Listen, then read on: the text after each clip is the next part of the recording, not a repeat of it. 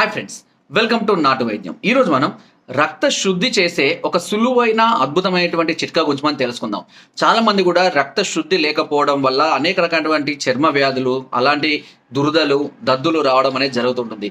So రక్త శుద్ధి అనేది ఖచ్చితంగా ఉండాలి. ఈ రక్త శుద్ధి లేని వారికి కొన్ని సందర్భాల్లో సోరియాసిస్ లాంటి వ్యాధులు కూడా వస్తూ ఉంటాయి. రక్త శుద్ధిని చేసేటువంటి ఒక అద్భుతమైనటువంటి చిట్కా ఉందండి.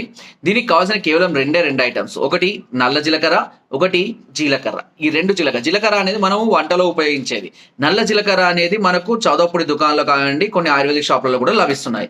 ఈ నల్ల జీలకర్ర సమభాగాలుగా తీసుకొని దూరగా వేయించి చల్లార్చి పొడి చేసుకొని ఇందులో అంటే మీరు తీసుకునేది కనుక ఒక 200 గ్రాములు అయితే ఒక 5 గ్రాముల రసమాణిక్య రస అనే ఒక భస్వం లభిస్తుంది. రసమాణిక్య రస అనే ఒక భస్వం లభిస్తుంది.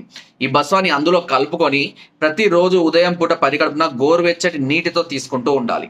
ఇలా ప్రతిరోజు చేస్తూ కంటిన్యూగా వాడుతూ ఉన్నట్లయితే ఇది రక్తాన్ని శుద్ధి చేస్తుంది, వృద్ధి చేస్తుంది, చర్మ వ్యాధులు, సోరియాసిస్ని కూడా పూర్తిగా తగ్గించేస్తుంది without any side effects. So ఈ విధంగా మీరు ఇంట్లోనే ఉండి రక్తాన్ని శుద్ధి చేసుకోవచ్చు. ఇంకా ఏదైనా సలహాలు, సూచనలు కావాలన్నా, దీనికి సంబంధించినటువంటి మెడిసిన్స్ కావాలన్నా మమ్మల్ని సంప్రదించవచ్చు. ఇలాంటి మరెన్నో అద్భుతమైనటువంటి వీడియోస్ మీకు ముందు ఇంకా చాలా రాబోతున్నాయి.